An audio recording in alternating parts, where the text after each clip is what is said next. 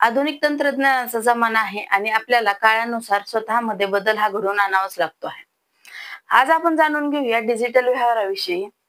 नमस्कार, मी Vaishali Dhage, CFL Karmala, block Barshi. Digital व्यवहाराचे फायदे असे आहेत, की याच्यामध्ये कोणत्याही प्रकारची रोख रक्कम ही समाविष्ट नसते. त्याचबरोबर कोणत्याही वेळी कुठेही आपल्याला व्यवहार करता येतो. खात्यामधून थेट किंवा क्रेडिट कार्ड असल्यास क्रेडिट ही आपल्याला मिळू शकते. कॅशबॅक, रिवॉर्ड्स, पॉइंट्स आणि त्याचबरोबर व्यवहाराचे डिजिटल रेकॉर्ड ठेवण्यास मदत मिळते.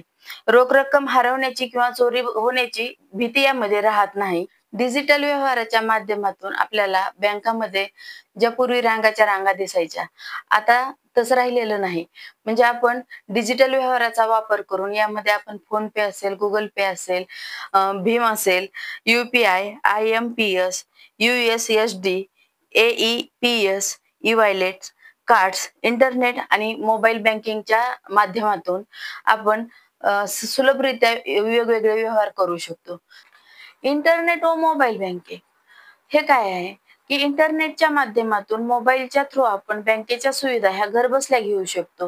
म्हणजे जसं कस्टमरचं जिथं खातं आहे, समजा एखाद्याचं खातं युनियन बँकेमध्ये असेल, बँक ऑफ महाराष्ट्रामध्ये असेल किंवा बँक ऑफ इंडियामध्ये असेल, असं विविध कस्टमरच्या विविध ठिकाणी बँकेचे खाते असतात आणि त्यांच्या स्वतःच्या मोबाईलला इंटरनेट जोडून ते बँकेची सुविधा या घरबसल्या घेऊ शकतात. म्हणजे जसं की मोबाईल टू मोबाईल पैसे पाठवणं असेल किंवा आपल्या बँकेच्या खात्यामधून दुसऱ्या बँकेच्या खात्यामध्ये पैसे ट्रान्सफर करणं असेल किंवा घर बसल्या आपल्या खात्यावर पैसे किती शिल्लक आहे हे पाहणं असेल किंवा ई बँकिंगच्या माध्यमातून पासबुकवर ज्या एंट्र्या असतात त्या सेम एंट्र्या आपण मोबाईलच्या थ्रू बघू शकतो. आपले पैसे आले कुठून, गेले कुठं, क्रेडिट, डेबिट ह्या सगळ्या ज्या एंट्रीज आहेत त्या आपण घर बसल्या सुद्धा बघू शकतो. हा मोबाईल बँकिंगचा फायदा आहे. याचबरोबर काय आहे, की वेगवेगळ्या ज्या ऑनलाईन शॉपिंग आहेत त्या आपण घर बसल्या करू शकतो. वेगवेगळे इन्शुरन्स आहे, कार इन्शुरन्स असेल किंवा हेल्थ इन्शुरन्स असेल किंवा LIC इन्शुरन्स असेल, अशा वेगवेगळ्या प्रकारचे जे इन्शुरन्स आहेत, ते आपल्या मोबाईल थ्रू आपण भरू शकतो. इलेक्ट्रिसिटी बिल आहे किंवा इतर प्रकारचे बिल आहेत, ते सुद्धा आपल्याला मोबाईलवरून पे करू शकतो आपण आणि घरबसल्या कमी वेळेचा म्हणजे वेळ वाचवून ह्या सगळ्या गोष्टी आपण मोबाईल बँकिंगच्या थ्रू करू शकतो.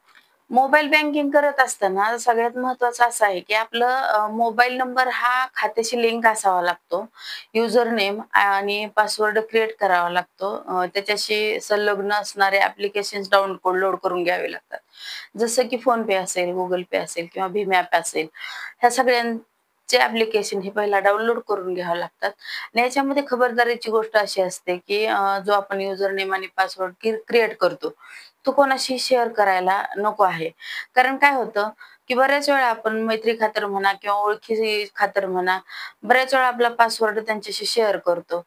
तर कदाचित एखाद्या चुकीच्या व्यक्तीला जर समजा आपण हा पासवर्ड सांगितला गेला आणि त्याने जर चुकीच्या पद्धतीने जर त्याचा आपला मोबाईल त्याच्या हातात गेला आणि त्याने जर गैरवापर केला, तर आपले सगळे पैसे हे त्याच्या खात्यामध्ये ट्रान्सफर होऊ शकतात. हा एक मोबाईल बँकिंगमध्ये तोटा पण होऊ शकतो. याचबरोबर आहे, की महिलांमध्ये बऱ्याच वेळा ATMचा वापर मी पाहिलेला आहे. ATMचा वापर करत असताना त्याचा जो पिन आहे, तो महिला काय करतात, जे त्यांचं वॉलेट आहे किंवा त्यांची जी छोटीशी पर्स असते, त्याच्यामध्ये जे त्यांनी महत्त्वाचे कागदपत्र ठेवलेले असतात, जसं की ATM आहे. ATMचा पिन पण त्यांनी तिथंच कुठेतरी लिहून ठेवलेला असतो. ATMवर असेल चिटकवलेला कागद असेल किंवा त्याच्याच आसपास. जर समजा ह्या गोष्टी जर हरवल्या, पर्स वगैरे महिलांची हरवली, तर तो पिन तिथंच असते आणि त्याच्यामुळे ती जर एखाद्या चुकीच्या व्यक्तीच्या हाती जर पडली, तर त्याचा ते गैरवापर केला तरी सुद्धा त्या पैशामध्ये आपण लॉसमध्ये येऊ शकतो. तर मोबाईल बँकिंग किंवा ATMचा वापर किंवा इतर काही गोष्टी आपण ज्यावेळेस डिजिटल माध्यमातून आपण वापर करतो, अशा वेळेला सुद्धा ह्या सगळ्या गोष्टींची खबरदारी घेणे फार महत्त्वाचं असतं. कारण पैसा हा आपण कमवत असतो आणि तो इतरत्र कुठेही विनाकारण वाया जायला नको याच्यासाठी आपण चांगल्या प्रकारे त्याची काळजीही घेणं तितकंच महत्त्वाचं असतं. डिजिटल व्यवहारामध्ये फायदे खूप आहेत. त्याबरोबर छोट्या-छोट्या जर निष्काळजीपणामुळे अ, त्याचा गैरवापर सुद्धा होऊ शकतो. तर ह्या दोन्ही गोष्टींची काळजी ह्या डिजिटल व्यवहारामध्ये आपल्याला चांगल्या म्हणजे मोठ्या प्रमाणामध्ये घेणं फार आवश्यक असतं.